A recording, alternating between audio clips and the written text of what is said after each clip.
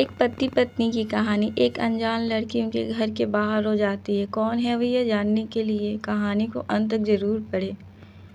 मेरा नाम रोयल है। मैंने और रवि ने 1 साल की डेटिंग के बाद शादी की है। शादी में हमारे कुछ खास दोस्त और पेरेंट्स ही आए थे। रवि ऐसा ही चाहते थे। वो चाहते थे कि शादी शॉर्ट और सिंपल ही रहे।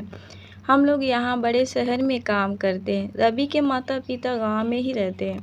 रवि ज़्यादा गांव जाते नहीं। जब कभी मम्मी पापा को मिलना होता तो वो हमें शहर में आकर ही मिल लेते। हमने एक छोटा सा घर भी यहाँ अभी ले लिया है। शादी के चलते मैंने अभी नौकरी छोड़ रखी है।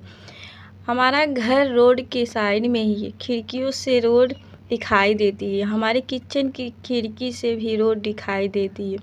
रवि का ऑफिस का टाइम सुबह 9 बजे का है। सुबह मैं रवि के लिए खाना बनाती हूँ। अभी कुछ दिन मुझे खिड़की के बाहर एक लड़की दिखाई देती है। पता नहीं क्या देखती है। आज फिर मेरी नज़र खिड़की के बाहर गई। रोड की दूसरी तरफ वही लड़की ज़्यादा उम्र की नहीं थी, 26 की होगी। हमारे घर की तरफ आज फिर से देख रही थी।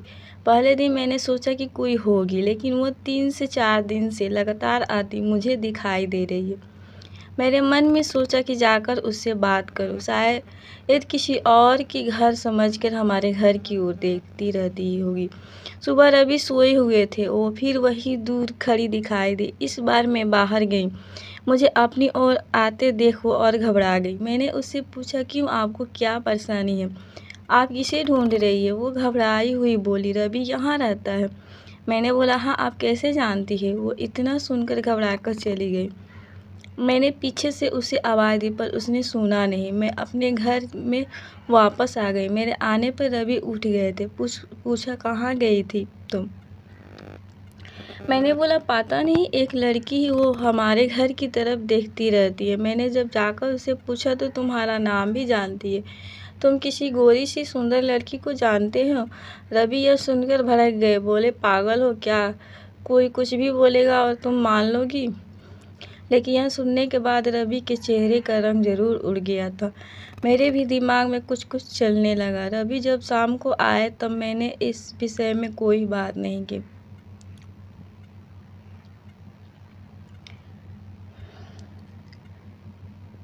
अगले दिन मैं सुबह उठी तो रवि पहले से उठ गए थे। मैं किचन में गई तो किचन की खिड़की लगी हुई थी और बड़ी मुश्किल से खोलने पर खुलती थी। मैं कोशिश कर रही थी लेकिन ऊपर वाली कुंडी मुझसे नहीं खुली। मैं हमेशा नीचे की कुंडी से खिड़की लगाती थी, लेकिन आज खिड़की के ऊपर वाली कुंडी भी लगी हुई थी। मैंने कैसे भी कुंडी खोली और खिड़की खोली तो मैं देखकर हैरान रह गई। रवि उस लड़की से वहां जाकर बात कर रहे थे और उस पर चिल्ला रहे थे और गुस्सा हो रहे थे। लड़की रो रही थी और रवि ने उसे उंगली दिखाकर जाने को कहा। यह सब देखकर मैंने खिड़की बंद कर दी ताकि रवि को लगे नहीं कि मैंने उसे याद करते देखा है। रवि फिर घर में आ गए। मैंने ऐसा जताया जैसे कि मैंने कुछ देखा ही नहीं।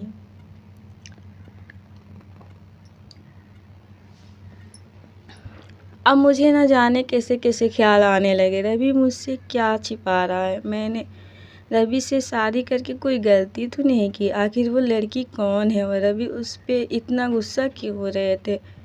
रवि के जाने का बाद मैंने रवि के सारे दोस्तों को, जिन्हें मैं जानती थी, उन्हें फ़ोन किया, लेकिन किसी को भी उस लड़की के बारे में नहीं पता था। मेरे समझ में नहीं आ रहा था कि क्या हो रहा है। रवि से पूछना चाहती थी, लेकिन मुझे पता था कि वो झूठ ही बोलेगा। उसके बाद मैंने उस लड़की को घर के आसपास नहीं देखा। यह सब सोचते सोचते मेरी तबीयत बिगड़ने लगी। रवि मुझसे बोलता था कि क्या हुआ है, अपना ख्याल रखो, डॉक्टर के पास जाओ, लेकिन अब मुझे उसकी बातें बिल्कुल अच्छी नहीं लग रही थी। जब मेरी हालत ज़्यादा ख़राब हुई तो मैं ऑटो करके लेकर पास के बड़े अस्पताल गई। डॉक्टर से अपनी दवाई लेने के बाद अस्पताल के पार्क में बैठी थी। अस्पताल में मुझे वो लड़की फिर दिखाई दी। उसे देखते ही जैसे मेरी बीमारी पता नहीं कहाँ भाग गई। मैं उसके पास तेज़ चल कर गई और उसका हाथ पकड़ लिया और उससे बोला, तुमने मेरी ज़िंदगी में उथल पुथल मचा दिया। बोल, उस दिन क्या बात कर रहा था रवि तुमसे? क्या रिश्ता है तेरा मेरे पति से?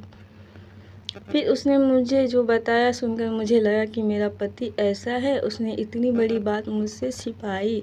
शाम को रवि जब आया तब उस लड़की को अपने घर में देखकर चौंक गए। मैं भी उसके पास ही बैठी थी।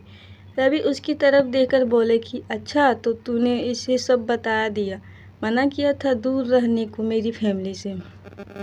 मैंने बोला रवि शर्म करो, तुम इतनी कठोर कैसे हो सकते हो, अपनी सगी बहन की मदद नहीं कर रहे हो। वो लड़की संध्या थी, रवि की सगी बहन। उसने अपने पसंद के लड़के से शादी कर ली थी, इसलिए रवि और उसके परिवार ने उससे सारे रिश्ते तोड़ दिए थे। रवि ने कहा कि मेरी कोई बहन नहीं है। मैंने कहा इसका पति अस्पताल में, इसे रुपयों की ज़रूरत है। बहन नहीं तो इंसानियत के नाते ही तुम इसकी मदद कर सकते हो।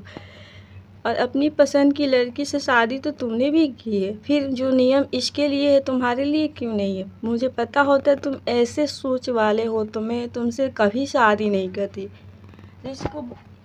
जिसको बहन के आंसू नहीं पिघला सके, उस आदमी के सीने में दिल नहीं हो सकता। इतना कहकर मैंने अंदर से अपने सारे गहने लाए और संध्या को साथ जाने लगी। हमें जाते देख रवि फुट फुट कर रोने लगा। संध्या भी उन्हें देखकर रोने लगी। रोते हुए रवि बोले, हमने इसे बहुत प्यार दिया, पापा ने, मम्मी ने, मैंने रानी बनाकर रखा इसे। यह ऐसे ही एक दिन बिन बताए घर से चली गई। हमारा प्यार तूने नहीं देखा, इसके लिए मैं रात भर रोया कि कहाँ होगी, कैसी होगी मेरी बहन। तो तब इसे भाई और पापा की याद नहीं आई। अरे मुझसे कहती तुझे क्या करना है, ऐसे ही चली गई थी ना, अब क्यों आई हूँ। बहन भी बोली, भैया मुझे लगा आप लोग नहीं मानेंगे। उन दोनों भाई बहन को रोते देख मेरी आंखें भी भर आई, पर आंसू के साथ जैसे सारे गिले शिकवे ख़त्म हो गए थे। वीडियो कैसा लगा कमेंट के द्वारा मुझे बताना। वीडियो को पूरा देखने के लिए बहुत बहुत धन्यवाद। Thank you for watching. अल्लाह हाफिज़।